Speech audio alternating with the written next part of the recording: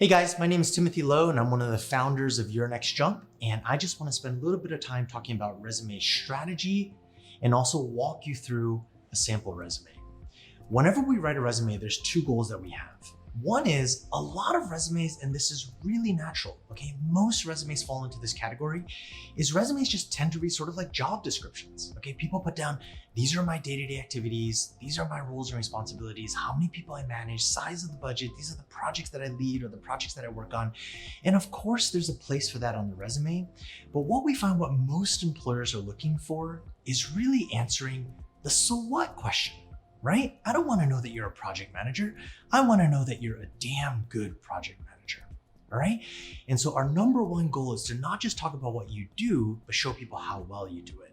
So the underlying message is this: no matter where you've worked, no matter what you've done, you are somebody who figures out a way to do a good job. And so therefore, if we hire you, we can feel really confident that you're going to do the same thing for us. All right? That's number one. Number two is this: look, when someone picks up your resume, a good resume makes the case that you're the best candidate. But a great resume makes the job of whoever's reading your resume easy to know that you're a great candidate. All right? And so when someone picks up your resume, especially in this really competitive market where there's 2, 3, 4, 500 resumes, or even if you're more senior and there's not as many, it's still a really competitive market. And so you want to make sure when they pick up your resume in a matter of a few seconds, I'm talking about 5 to 8 seconds, they have to be able to answer these two questions very quickly and very clearly. What is it that you're trying to do? And what do you bring to the table as it pertains to that specific position that you're targeting? And the easier you make it for them to answer those two questions, the more effective your resume is going to be. You want to spoon feed them the information that they are looking for. Okay, so when they pick up your resume, the reaction you want anyone to have, an HR person or a hiring manager, is, oh yeah, this looks a lot like what I'm looking for. Let me take a deeper look. Now they're spending more time on your resume, which simply means they're spending less time on someone else's. Now your resume moves on to the next round, and instead of competing against 200-300 candidates, you're competing against 5. You've gone from a less than 1% chance to a 20% chance of getting that job or getting that interview, and that's the goal of the resume. And now they're spending more time on your resume, which simply means they're spending less time on someone else's. All right, let's take a quick look at this example right here. Jane Doe right here. She's a marketing professional. She's a senior marketing manager, right? And so she's worked at a whole bunch of different great places. Currently, she works at Verizon. Previously, she worked at Sprint. She has really, really good background, okay? How do we open up the resume though? We always open up the resume by putting a title or a headline. Take a look at the screen. See this headline here? It says Senior Marketing Manager, Project Management Expertise. Why do we do that? Why do we put a headline? Every newspaper that you open or every magazine that you open, why do you choose to read a particular article which is in that magazine? The reason why you do that is because of the headline. The headline is what draws you in. In the same way with the resume, we always want to put a very clear headline that will draw the reader in. So what do we put? We put Senior Marketing Manager, Project Management Expertise. Why project management? Because this specific position that she's targeting is focused on project management. Look, she has a whole bunch of different skills, right? Take a look at the core competencies: strategic planning and execution, portfolio project management, change management, data analysis. But this very specific position that she's targeting is focusing specifically on project management. So what do we put? Senior Marketing Manager, Project Management Expertise. If it was focused on campaign management, we just change it. Senior Marketing Manager, Campaign Management Expertise. So that title shows the level that she's at, Senior Marketing Manager. And if you don't have that title, just say Experienced Marketing Manager, right? Or Professional Marketing Manager, Project Management Expertise, okay? So that headline is one of the key things that you can change on your resume every single time you apply for a new job. Now, the second part of the resume is this professional summary section. Okay, think about every interview that you've ever been to. What is the first thing they say to you in an interview? Tell me about yourself, right? You walk into the interview, they shake your hands, and then they say, tell me about yourself, right? And so what do we put right here?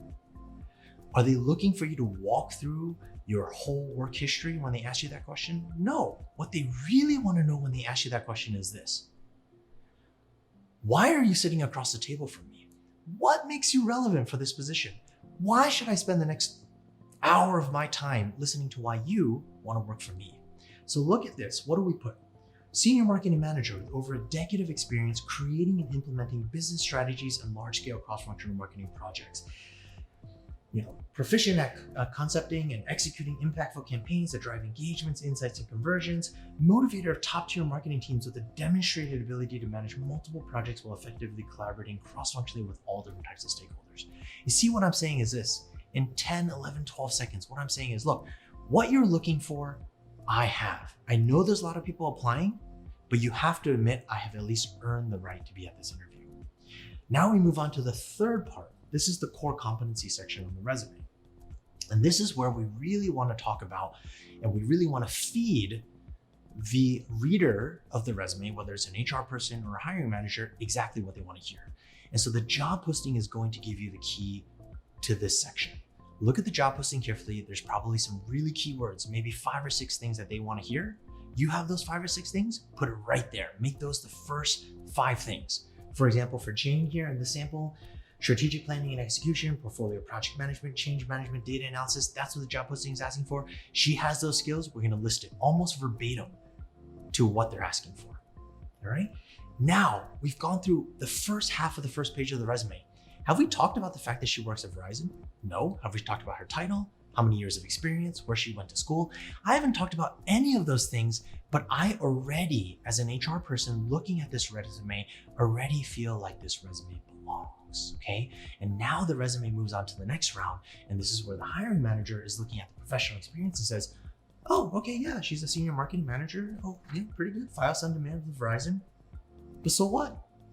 I don't want to know that she's a senior marketing manager. I want to know she's a really good senior marketing manager.